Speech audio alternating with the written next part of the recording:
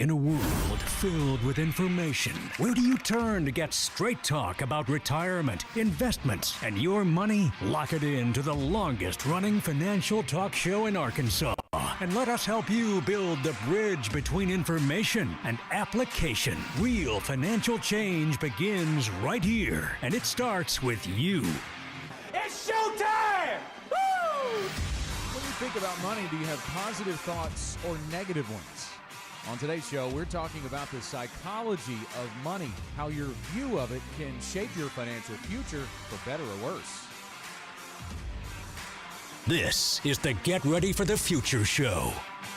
We welcome you in on live stream and on radio. It is the Get Ready for the Future show. My name is Scott Inman. Glad to have you along. Janet Walker and John Shrewsbury with me in the other room. Good morning to you both. Good morning. Glad to have you along for today's show, where we're getting kind of deep, I would say. A little bit of psychology involved in this, but I think that's a really important topic because we're not just bloviating here for the next hour talking about how you think about money, because there really is an application for you. So I think that when we talk about money and our thoughts about it, it really drives our decisions. It does. About money, and that can have consequences or it can have benefits depending on the decisions you make, and hopefully we can help you maybe reshape your idea about money if it needs reshaping. So where do we get our concepts of money? How do we feel about money? I think the first place I think about, guys, is my family. I think you certainly are taught that by your mother and father. If you were fortunate enough to grow up in a home with both a mother and a father, I think that has a lot to do with it. I think that our faith has a big part in that as well, because you probably heard it said, if you're a Christian and you read the Bible, it is one of the most talked about subjects in the Bible. And often misquoted. We're kind of jumping off in that with 1 Timothy 6:10, because people have probably heard it. The love of money is the root of all evil. Now, that gets really chopped up, yes. And people just say the love of money is the root of all evil. Or say money is the root of, money is the root of all evil. And money is just an object. It is just an exchange of goods and services, a method by which you exchange goods and services. And really, money is an inanimate object. It does not have, there is no good or evil to it. It is really what you make of it. And I think that's really what the Bible is trying to say here, that the love of money is the root of all evil. If you're greedy, if you covet money, then that's going to create an evil spirit, if you will. I think it basically comes down, when people are in that mindset, it comes down to a power thing. You know, money in their minds equals power, where really it should just be a tool. It should be a tool that you utilize to be more of who you already are. If you're a person who's giving and charitable, then that's probably what you're going to do with a significant portion of your money. And frankly, when you think about how many hours a week you work, it's not so you can have more money for most of you. It is ultimately so you can have more money so you can provide for your family. So the end goal is the provision for people you love, not the money itself. I really feel like there are studies out there say that the number one cause of divorce is money, right? Is a fight absolutely over money and your view of it. And I think about what was portrayed in front of me as I grew up, and my parents never really talked too much about any money problems in front of me. And I think that had pretty good value, especially early on in my life, because I didn't see any bad side. I also didn't want for anything, so you could also kind of go the other way there and think about learning the value of money might have needed to be impressed upon me at a little bit different level. But I think about with my family now and my kids, I do probably, I wear everything on my sleeve anyway. I don't keep anything from them. So if something's stressing me about money, I tend to talk about it in front of them. And I don't know how valuable that is. I think it depends on how you convey it. Go ahead, John. I was going to say it does depend on how you convey it. If money stress equals stress to the children, and if that is a catalyst for stress in your family, in the familial relationship, not just the money relationship, but in the family relationship, then that's a problem. Yeah. But to be honest about, hey, this we have a difficulty here, or we can't spend this right now on this or whatever. That is, I think, very direct and very honest. And I think that for the most part, honesty is the best policy. I think it's the educational element versus the emotional burden of it, and that's a big difference in how you communicate with your kids. I was talking with a friend recently that we have a mutual friend who's just really not ever gotten to the point where money was a tool to use, but money has been a burden to bear in every aspect of their adult life. And I hate to see people in that situation. It doesn't have to be that way psychologically. And a lot of it comes back to what you learned growing up, whether it was right or wrong. And, there are some things that you could debate whether there is a right or wrong. It's just an opinion or a different way to do things. But money should not be a burden to bear for you. And what I always come back to, guys, is when you think about, let's go back to Scripture for just a minute. The wisest man who ever lived was King Solomon. He also was the wealthiest man who ever lived. And that tells me that there's not a problem with wealth. It is a question of what do you do with it? How do you utilize it? And how you think about it. Let me pose this question to you guys. Is there a shortage of money? No. I don't think so. No, there There's really not. isn't. But how many people labor under the false sense that money is scarce and they that it's just out of reach to them? And it is really a mindset thing that people get into, scarcity mentality, and they live that way. And because they live that way, they believe that way and behave that way. If you were raised thinking that you were a financial burden to your family, then things in your life are going to be a financial burden. Think of money, and this is an analogy I really like, as a shovel or a foot. A shovel or a foot can be lethal. It could be bad. It could have negative consequences, but it could also be very valuable, for sure. It can accomplish things for you. It can get you from point A to point B in the case of a foot. It can dig a hole if it's a shovel. So money's the same way. It can be lethal if it is used with ill intent. But money in and of itself is certainly not evil.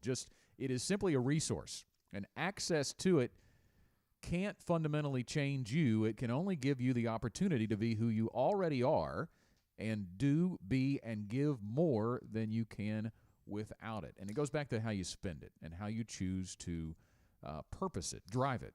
I think let's look at the flip side of this too.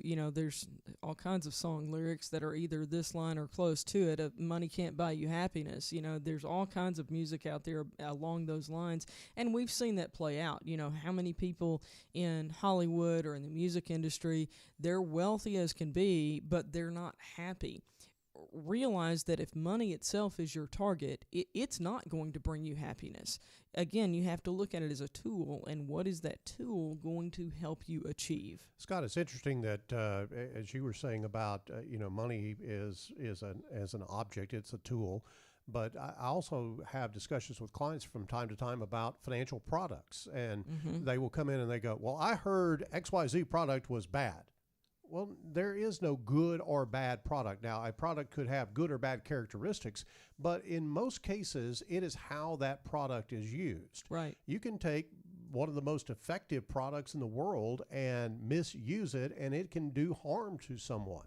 Or you can take one of the least effective products and use it in the right way, and it could actually benefit someone. And so I think we prescribe characteristics or personalities to things like money and financial products, but it really boils down to how it is used and how it is implemented in your life and in your financial plan. Yeah, and I think when people don't accumulate wealth for retirement, they are ignoring the need that they are going to have too. It's not just about living this fabulous life that I think a lot of people think about retirement. If I'm going to save all that money, it's about having all this money to do things with, but there's a need to be prepared for the day that you can no longer work. So there's a value there in accumulating wealth as well.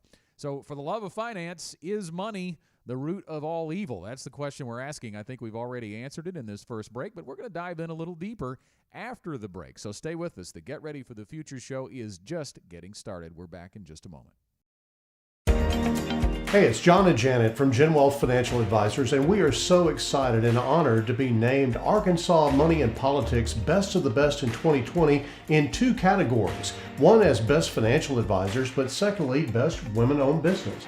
Thank you so much for your vote of confidence in us. We know it's the Gen Wealth Financial Advisors name that showed up, but we also know that we couldn't have done it without you. So thank you so much for your support and for your vote of appreciation for Gen Wealth.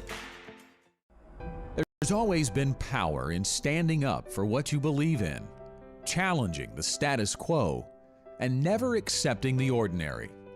What about the rest of your life? Will you settle? Or will your retirement be more? More fun, more family than finances, more than just investments. Connect with us at Gen Wealth and harness the power of more.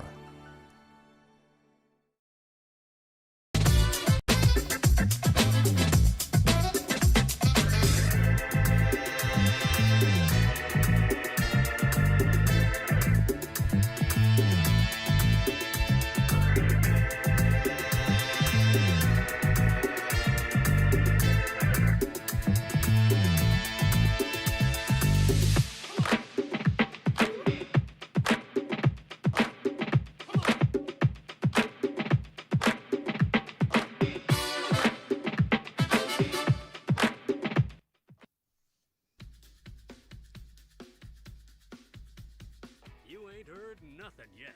Buckle up, because we're back with the Get Ready for the Future show. Always enjoy getting your comments. If you're watching on our live stream today on Facebook or YouTube, feel free to chime in with your thoughts about money. What are your thoughts about it, and how do you view it, and how have you seen that in your life affect your financial future for better or worse? It can make a big deal when it comes to planning for retirement, to accumulating wealth, and we're talking about it today. And we mentioned, for the love of finance, we would be remiss if we didn't say that it is Valentine's Day weekend, and that's kind of part of the thrust behind the love portion when it comes to money. But you can't buy me love, right? Too. The Beatles said it best. Tell me what you want, the kind of things that money just can't buy. I don't care too much for money. Money can't buy me love. And that, I think, is good, too. I think the mentality in America, too, is earn, spend, repeat. Cash flow in, cash flow out, buy things, as if that's going to achieve happiness. And I think that's where the love of money can be a pretty lethal thing. Well, we all grew up in the 80s, and that was the decade of decadence. It really was. It was like You grew up in the 80s? I did. Oh, okay. Well, sort of. I was coming out of Growing up my, is over a range of decades. It took you a little longer to grow up than it did me, I guess. I was coming out of my teens in the 80s. So, but we all became aware of money and personal finance and that type of thing in the 80s. And, the theme of the 80s was the guy who dies with the most toys wins. And so that was kind of got in our blood in the 80s. And we still do that today to some degree. But I think that a lot of us have learned that it just doesn't matter, how much stuff you got. You can only say grace over so many things, I think I had a different 80s decade than he had. There was nothing decadent about living on the farm or, That's probably true where you came Yeah, from, I mean, right? seriously, I think part of it is a stage of life. Like for you, you were really, you talked about coming out of your teens, but frankly, you were entering adulthood. Yes. And so you had in the 80s the freedom to make decisions with your personal cash flow. That's right. Where Scott and I were still under, the reins of mom and dad as far as cash flow is concerned. And so I do think that's a time in life, regardless of when that decade occurs for you, where it's like, I got money for the first time and I can go buy X, whatever it is. I think about the 80s as being the decade that, as America is concerned, contentment went out the window. It just totally went out the window. I can see that. And, more was better. And I think we've learned over the years that more is not better. I know that I don't need another car. I don't need another house. I don't need another nothing. I've got all I can say grace over and all I can keep up with. But that desire to have more and better and keep up with the Joneses and everything still goes on today. And I think, though, it is rooted in that attitude of the 1980s. Well, and I think, too, think about how that happened. The 1980s was the onset of cable television, of more and more media in your face 24/7. That's when it started. So, Janet, when you talk about us being under mom and dad, yes, but it got into our vision and our mindset that you need stuff, right? And it continues today. How often do you see an ad that says you deserve XYZ, right? And I get so irritated when I hear the word, I do not deserve anything. I've got to work for it, and if I choose to buy it, great. But you're telling me that I deserve something doesn't make sense. It doesn't resonate with me. I deserve the right to earn my financial independence by saying no to the items you're putting in front of me to buy all the time, Well, and I think this really goes to the heart of what we do as a company, guys, because I think that the accumulation of wealth or things or whatever the case may be without a purpose, without a plan, really is a fruitless endeavor. You just don't get anywhere. But if you have vision and goals and dreams and things that you want to accomplish, there's nothing wrong with doing that. You just have to do it in a constructive way. And I think that planning really does afford you that opportunity to do that. I think it's important that when you say it can't buy me love, money can buy you independence. And I think the important thing here is first shifting your mindset from cash flow in, cash flow out. If you're early on in your work career, this is very important to set in place a savings rate now and plan to increase that over time. Now, you've heard the phrase "pay yourself first." I think that's very important because I think the mindset of buying myself love with money or basically just filling the holes in my life by buying things, it pushes the savings rate to the last thing. And the savings rate needs to be much earlier on in that process. Guys, we've seen over the years that when the economy is bad, like for a prolonged period of time, not like last March for a shorter period of time and then it rebounded, but when we have times where the markets are down, the economy is scary for people like in 2008, what happens to our savings rate? As a nation, our savings rate went up, which tells us if we can do that in the bad times when people are losing jobs and, they went into it with a significant amount of debt, but they got serious and they started paying down debt and saving money. If we can make it a priority in the bad times, then we believe you can make it a priority in the good times. And what that gives you in the future is more good times. Guys, I think one of the most precious words in the English language is independence. And I think what people really do crave is independence. And they think that somehow buying stuff is going to give them independence, when most of the time buying stuff makes you dependent. It really does make you dependent on whatever job it is to pay off that stuff. And we talk to our team all the time about having a plan for their own financial independence. Now, that doesn't mean that they're going to be filthy rich, wealthy, whatever the case may be, Warren Buffett wealth, but it does mean to be in a situation where you have options regardless of what happens in your life. I was raised under the kind of the theme, if you will, of don't ever allow somebody to put their thumb on you and control you for the remainder of your life. When you think about it, debt does that. Because clearly the Bible says the borrower's slave to the lender, and if you don't think so, just go out and get you a bunch of debt and watch what happens. Yeah. And so, now I'm not saying that all debt is bad or anything of that nature, but if you truly want to be independent, you've got to channel your finances in such a way that allow you to be independent. I think it's important, guys, to give purpose to your dollars. It's really pretty nebulous when you start putting money into your 401k. Depending on the age at which you put it in, it's maybe very early compared to when you're going to retire. So what's the purpose of that? And it's really easy to get distracted by all of the details about the investments. But frankly, what you're doing is putting money in so that later on you can have an income stream. It is not really about how much money is in the account. It's about how much income you can have in retirement.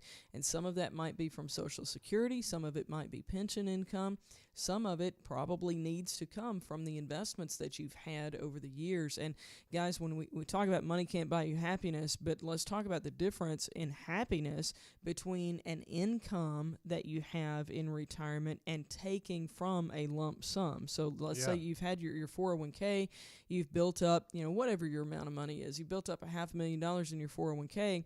Psychologically, and there have been studies done on this by the American College of Financial Services, and they say psychologically it makes people way happier to have an income stream that they know is going to come to them every month than to just withdraw. So if that $500,000, if you just take out $25,000 lump sum, you're going to feel pretty sick at your stomach, frankly, because you don't have a way to replenish this now that you're in retirement. But if you're taking out a couple of $1,000s a month and you've got that income stream that you know is going to be there throughout retirement, mathematically, those numbers are really the same amount of money. But when you talk about the impact on your happiness, they have measured it, and it makes a difference. You have to plan for that. Scott, this is just-in-case retirement. You know, people live just-in-case retirements because they say, I'm not going to take any more money out of my 401k plan than I need to just in case something happens. And they live that just-in-case retirement and then die with a bunch of money in their 401k, and they never have gone and done the things that they would enjoy doing, like going and playing golf and taking trips and things of that nature. So what do? They leave all that money to their kids, and then the kids go do all those things that they thought that they wanted to do in their retirement. They're living up their parents' retirement. Guys, I saw this in an appointment this week, in one of the most clear ways one of the clearest ways that I've ever seen it in an appointment. This gentleman came in and had his plan for retirement and looked at us and said, "Tell me why it won't work." Like, he really wanted us to tell him why this plan wouldn't work. Well, it was a plan of, I'm going to set this money aside. It's going to earn up to 4% interest because of where he works. He has the ability to do that. And when I want to take a vacation or when I need to buy a car, I'll pull some money out of it. And that was it. That was the plan. Now, could he have done that? Yes. But what we did in this process is we went through and showed him a way to get a guaranteed stream of income and to have money left over for the next generation when they're gone. And we talked about how different that feels to know, okay, I don't have to worry about, like, can we take a vacation because we took money out last year for this? Can we take out money this year for that? Don't have to worry about it. It's going to come to you. And he just didn't know that was an option. And I think that that's what we see a lot of times, guys, is that people have accumulated money and they know how to do that. Just keep putting money in and you'll get a bigger amount by the time you retire. But how do you take money out? And that's really what we're here to help you do. Yeah, there is a study, and I believe it came from over in England. I'm trying to dredge up, dead brain cells here to remember all of this. But I believe the study was done in England. It was reported in Time magazine not too long ago that the secret to a happy retirement was having some money, having a lump sum of money, but also having a regular, predictable, dependable amount of income coming in regardless of what might happen. And you know what? That's what we do here at Gen Wealth Financial Advisors. We help you to plan for that regular, predictable income that's going to cover all your bases as far as your essential expenses are concerned, and then invest on the money that you don't need for those, regular predictable expenses. And then you can grow that money and use that money at your discretion. That really is part and parcel the income for life model and the Gen Wealth Ready to Retire process. We said at the beginning of the segment that money can't buy you love, but it can buy you independence. So how do you know when you're financially independent? Or how can you even define that without building a plan?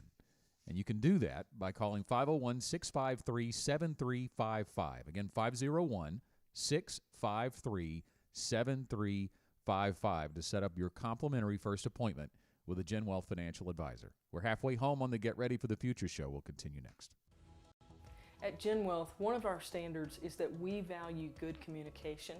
One of my favorite quotes about good communication is from George Bernard Shaw. He said the single biggest problem in communication is the illusion that it has taken place. If you ever doubt that, come to my house, listen to my 16-year-old son and my 13-year-old daughter having a conversation and see what happens, because they will walk away with completely different understandings of the conversation that has occurred. It happens every time. It's okay, they're still learning communication. But here at Gen Wealth, we believe that that's something you need to experience every time you walk in our door, that you need to feel understood, that you need to feel listened to. So you'll see a change in how we're even communicating. If you're talking about something that's very serious, very personal, you'll even hear a change in our tone of voice, because that's just how good communication is supposed to be. But it also means that we can feed back to you what you've shared with us, just so you know that we're listening. We value good communication.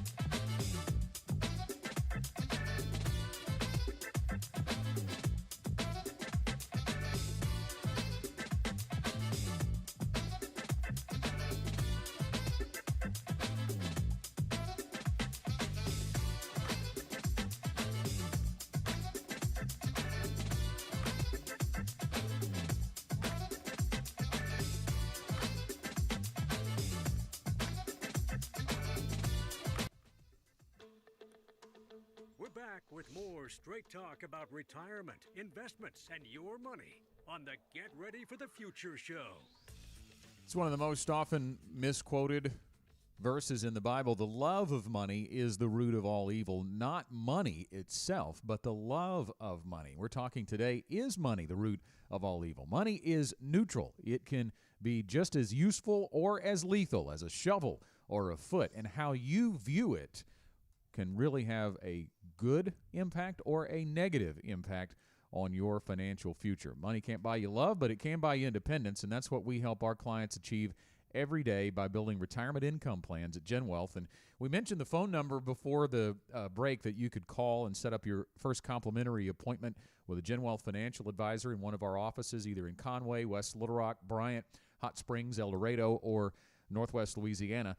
If you're not ready to take that step, there's another resource available for you as well. You can gain a little perspective with a manifesto for your life, your worth, and what happens next. Just visit getreadyforthefuture.com/plan if you'd like a little bit more information about our views and some things to consider when you're trying to achieve financial independence. Well, I wanted to bring this up too, because John, you said in the first segment something that kind of resonated with me too. You talked about how some people think there's that investment product, there's that magic bullet, and I think that really stems from a problem with psychology about thinking about money too. It's the get rich quick thing, right? I mean, you know, how many people were all over GameStop recently, the Bitcoin talk, all that stuff is like as if there's one path that's going to accumulate a huge account value. And I think changing your perspective on how you think about money also helps you to focus less on a rate of return that achieves some huge pile of money in an account balance. And what does that even mean to outcome-driven planning? Because that's really what you're trying to achieve here. The purpose of accumulating wealth is what you want to do with it, not how big the pile is, right? Well, yeah, and I think that everybody's got to realize that we're not playing Wheel of Fortune here. Yeah. You know, it's not like we're going to spin the wheel, and if your number comes up, then boom, you've made it. Or if you just happen to be at the right place at the right time and pick the right investment to be in at just the right moment, then you're off to the races. Those things get highlighted and hyped in the media, but that's not how real wealth is built in this country by and large. Real wealth is built slowly in this country. Slow and steady wins the race. For the most part, people who build real wealth have something other than a job. They have they're self-employed in some way, shape, form, or fashion, and they are diligent about their investing, and they're very purpose-driven in their planning. And that is really, I think, the secret to financial independence, not picking that special product or whatever the case may be. Janet, you've got that special mutual fund. I know that you just are holding back for those select few clients that come to see you that have the magic words, right? You're baiting me for a story there, John. I know what that is. Yeah. So true story. We had a gentleman come in years ago who was absolutely convinced that he could get what he called a 12% mutual fund, meaning it was going to do 12% at least every single year that he owned it. And I understand where the thought process came from. It was through some educational information he had shared with him previously, but we talked about it, and he just didn't realize that there really was no such thing. So I said, okay, hang on just a minute. I'm going to switch hats. I'm not a financial advisor. I've just switched careers. I am a zookeeper, okay? And you are a guest at my zoo. And I have an actual, real, live unicorn. Okay, if I'm running this zoo, would I put that unicorn way back at the far corner of the zoo where you could not get to see it very easily? Or would I tell the entire world about it and have it really in an easily accessible place so that everybody would come and pay to see my unicorn at the zoo? And he goes, well, you'd put it right up front for everybody. You'd want everybody to see the unicorn because it would be amazing. Exactly. Unicorns and 12% mutual funds, they're the same thing. They don't exist. Now, can you have a mutual fund that will periodically return 12% or even more? Absolutely. But not every single year. They don't exist. Yeah, and that is so much driven by what I'm just going to call media hype. You said it was educational information. It's media hype in my opinion, because what gets the attention on CNBC? The stock that went to $400 a share from $12 a share. This to be perfectly transparent, this was from Dave Ramsey, and I understand why Dave promoted that way back in the day, but it took them a long time to update their numbers. And life has changed. And Chris Hogan, who works with Dave, will now talk about 10% as a good average, but he's also clear to say as an average for your planning, for your long-term money. Not that it's going to happen every single year. So here's what happens with that. Somebody gets into a perfectly good mutual fund and it doesn't do 12%. And they switch. And by the way, they've already paid the cost to get into it. So now they're going to come out and they're going to pay cost to get into another mutual fund that, guess what? It's probably not going to do 12% that year, you know? And then 2 or 3 years into that, they go, well, this crap just doesn't work. I'm done. I'm going to go put my money in the backyard, or I'm going to go buy gold or whatever. And it is all about that striving for this elusive 12% return that they're really, occasionally going to get, but most of the time not. Since I mentioned Dave, I'll give him credit on something. His favorite book, and he'll tell you this all the time. It's actually, if you ever watch his radio show, it's on the bookshelf behind him. His favorite book is The Tortoise and the Hare. And he said, you know what? Every time I read it, every single time I read it, the tortoise wins. And wealth is a slow process. If you approach this like the hare in the story, you're not going to win the game of wealth accumulation. And again, it's not wealth accumulation just for the purpose of accumulating wealth. It's wealth accumulation to buy your independence and dignity in retirement. Do you guys notice how often we use the word wealth rather than rich? I think that's an interesting concept too, because the get rich quick, I said that earlier, that's the mentality. But rich, what does that really mean? It does seem like it's not a very positive term. Wealth is what we're trying to build, and that's the slow cooker. Rich is the microwave that's not reality. And rich really doesn't bring happiness anyway. A Princeton study shows that, and this is more about income than investments, shows that up until an income of about $75,000 annual salary or annual income, money can be responsible for slightly increasing feelings of happiness. Well, the reason for that, a certain amount of money can certainly fix problems, right? I mean, Right. money does fix problems, but once you exceed that, the same study found that after reaching an income of about $75,000, there's no relationship between income and happiness. So once you've got your basic needs met, or said another way, you can fix your problems, Yes. anything above and beyond really doesn't make you happier. I find that very insightful. Go ahead, John. I was just going to say that, I grew up in the era of cartoons on TV, and there was a cartoon character named Richie Rich. Yep. Yep. I remember And, him. he had money sticking out of all the pockets and all that type of thing. And that's the image that word rich brings up in my mind, is that this guy's got money to throw around and it just doesn't matter and all of that. And nothing could be further from the truth.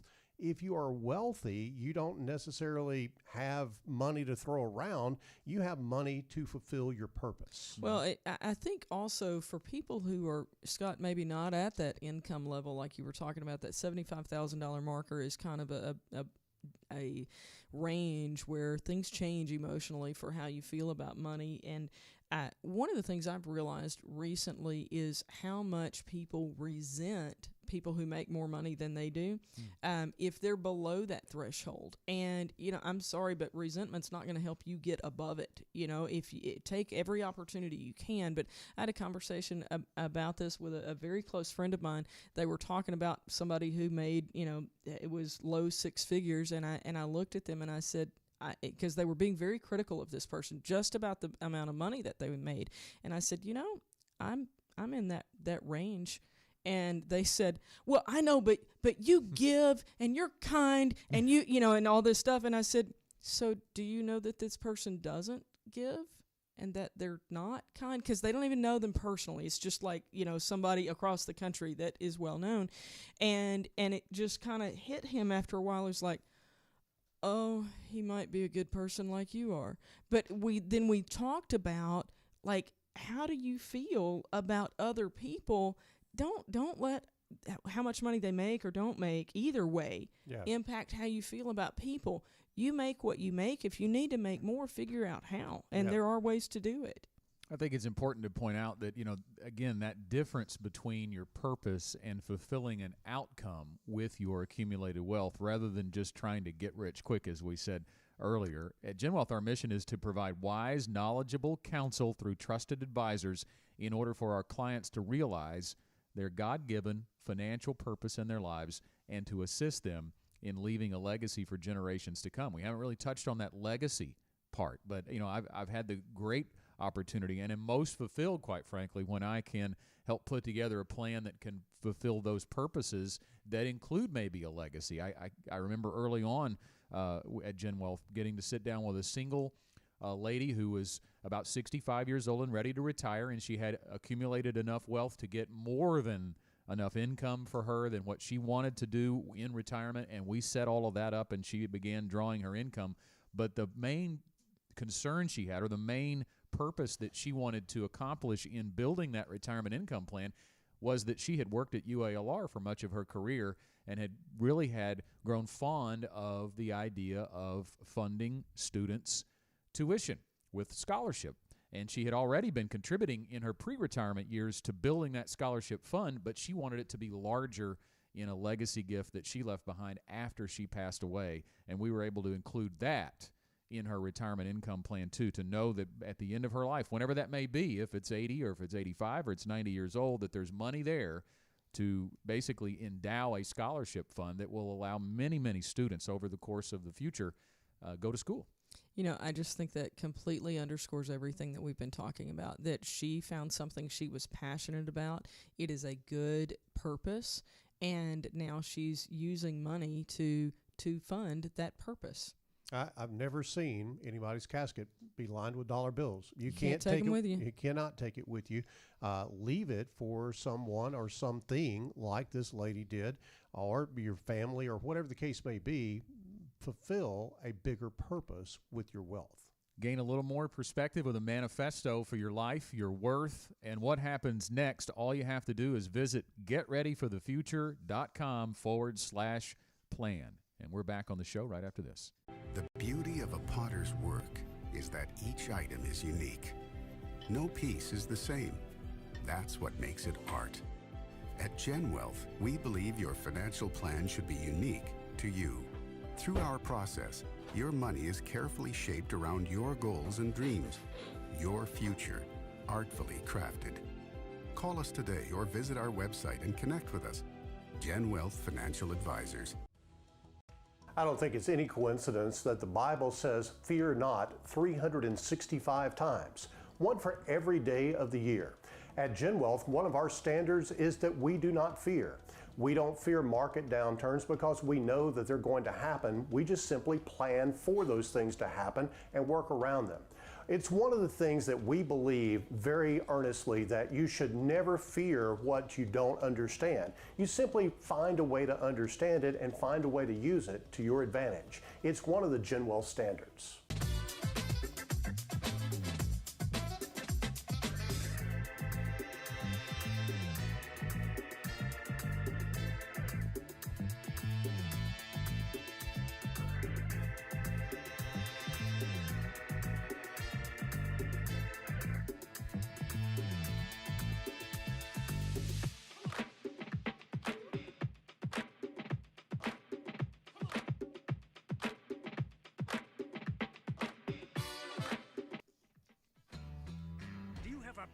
Question? Email info@getreadyforthefuture.com with your name, location, and question to get a response on the air from the Gen Wealth team.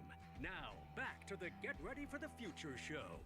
For the love of finance, on this Valentine's Day weekend, we're asking the question, is money the root of all evil? And we have been spending our show proving that it is not. The love of money, as the Bible says, is the root of all evil. It makes a lousy God, but it is a neutral object, and it can do many things for you that are good in your life. It all comes down to the purpose of your financial future. What do you want to accomplish? Why are you accumulating wealth? And putting those things in perspective and getting the psychology away from the emotion of either getting rich and locking into some fantasy investment that's going to get you there, or having the feeling that you're defeatist and you're never going to get there. It can definitely help when you think about what money can do for you from a positive perspective. And as we wrap things up, we talked about your purpose might be leaving a legacy, or it might be just getting enough income produced in your retirement so that if you needed long-term care, that you're not a burden on your kids. That's a big thing for people as well. Whatever it is for you, I think the point is you don't know if you're financially independent without building a plan that revolves around income. Scott, I think that oftentimes people hesitate to come in and sit down and talk about a plan because they think it's boring. Mm-hmm. And I think that's the wrong mindset. A plan is the physical manifestation of your excitement. It is actually putting your thoughts on paper and giving you a method by which you execute those thoughts to achieve the goals that you have.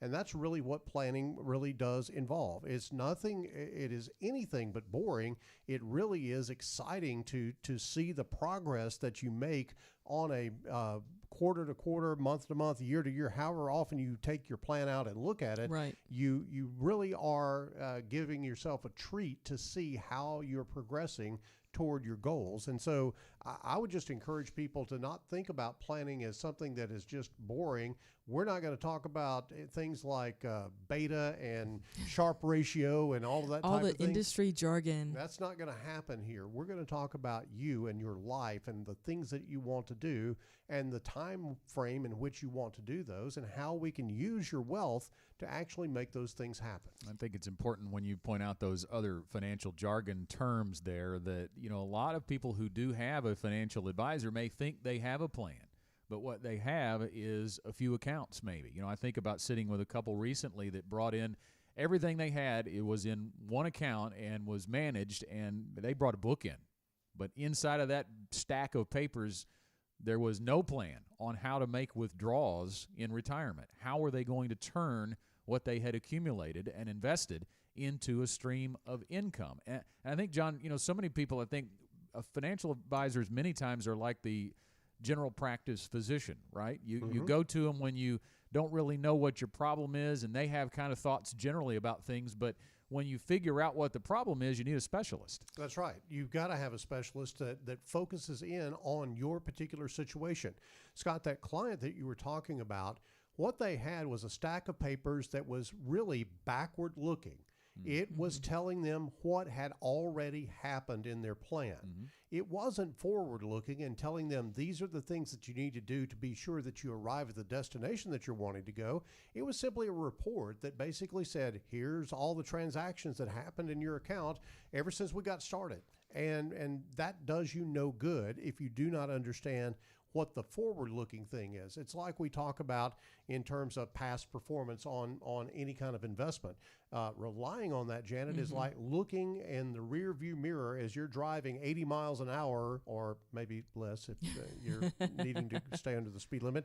But anyway, down the interstate and looking in your rear view mirror, never looking out the windshield. Yeah, so if you think about, if you're sitting there wondering, do I have a plan or do I have products? I mean, these people thought they had a plan, but they didn't really. So what are some questions you can ask yourself to determine whether what you have is an actual plan or not?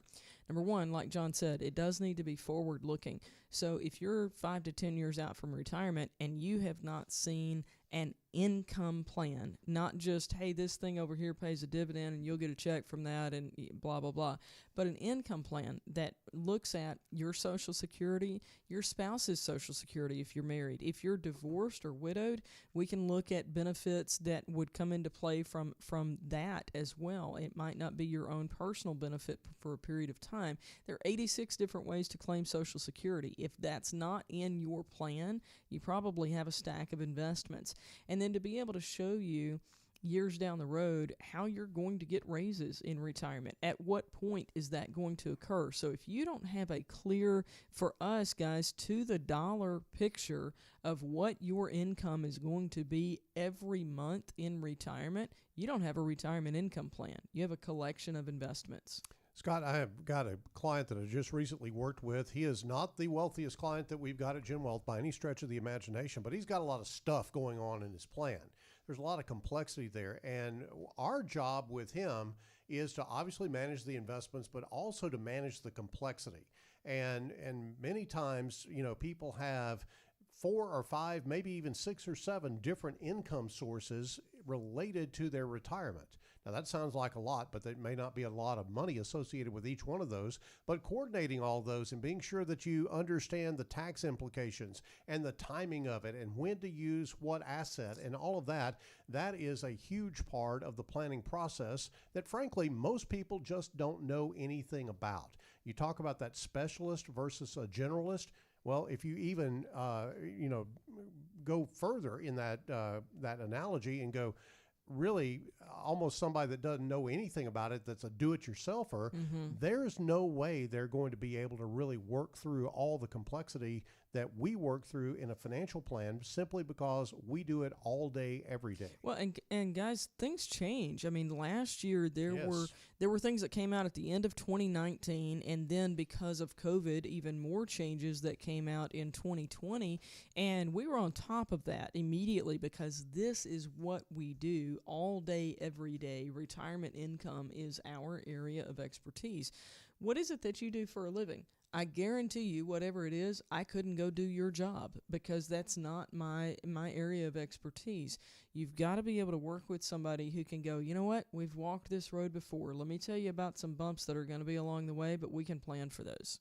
I think if you have a negative view of money, and I think that's really kind of a large theme that's run throughout this show today, that can preclude you or prevent you from doing what you need to do to get a plan in place to make sure you're going to be okay and you're not going to run out of money in retirement, because I think that maybe stops people from coming in to see an advisor who's going to build them a retirement income plan, is that negative view of money or that private view of money. You got to get over that. I think you have to get over that and come in and put your cards on the table, so to speak, and let's figure it out. Yeah, there's no downside to that. It's not like somebody's going to know something or go tell somebody. Privacy is a huge deal here at Gen Wealth. But we have like the financial version of HIPAA. You want to talk about that for just a moment? Oh, yeah, absolutely. We have a privacy policy that we abide by. And there are places that you go and do business with. And frankly, a lot of these are these things that tell you that it's free. Nothing is free. Hear me. Nothing in the financial industry is free. I see ads on TV all the time about, oh, no commission trading. How is that company making money? They're making money in one way by selling your personal information. And you don't really know that they're selling your personal information because you click the box that says agree to our policies and what that you didn't read. That you did not read, and they have the ability to sell data. And now, it's not necessarily specific to you, but it is the data that they are selling to data companies that let you know or let them know all about what's going on in your world. And so nothing is free. You've got to understand that there is no free lunch at this, but it is important that you step into it with your eyes wide open and do the things that are necessary to get you down that road to financial independence. You said the planning could be, or many people see it, John, as boring. I think when you share your needs and desires, I think that can be very therapeutic for you if you've never done it before. And then we share our principles and strategies. And after that, your team of advisors goes to work building your retirement income plan. There's the bell. And that means it is time once again for our final thoughts as we wrap up another Get Ready for the Future show. Janet, we'll start with you. So the question that we've talked about today, is money the root of all evil? And we would remind you that that is very often misquoted. It is not money that is the root of all evil. It is the love of money that is the root of all evil. So money is a tool, and you can use it wisely as you approach retirement, as you go through retirement, frankly, in any phase of life. Remember to look at it as a tool that is there to move you forward in life, not something that you need to bow down and worship, because that's when you start getting into a problem. Scott, Janet mentioned the misconception about money. Don't allow a misconception about money to freeze you out of one of the greatest opportunities you have in these United States, and that is really having the opportunity to pursue financial independence. Financial independence is something that not everybody's going to achieve, but everybody has the opportunity to achieve financial independence. And it looks different to different folks. You've got to come in and sit down and get a plan for your financial independence, figure out what that is, and then work like crazy to get there, because independence is what it's really all about. How you view money affects the decisions you make about it during your lifetime, and it can impact your financial future either negatively or positively. So it's up to you to reshape your view so that you can have a positive impact on your financial future. And feeling secure about your future starts with how you see your future. You can gain a little more perspective with a manifesto for your life, your worth, and what happens next. How do you get it? Just go to our website, getreadyforthefuture.com/plan. Again, it's getreadyforthefuture.com/plan. Well, we're out of time for the Get Ready for the Future show on this morning. We hope you'll join us again next week. We'll see you then. The Gen Wealth Financial Team is available to you 24/7 at info@getreadyforthefuture.com or call our offices at 501-653-7355. You should personally consult a financial advisor before making any investment, and no strategy can assure success. Gen Wealth Financial Advisors is an Arkansas-registered investment advisor with securities offered through LPL Financial, member FINRA SIPC.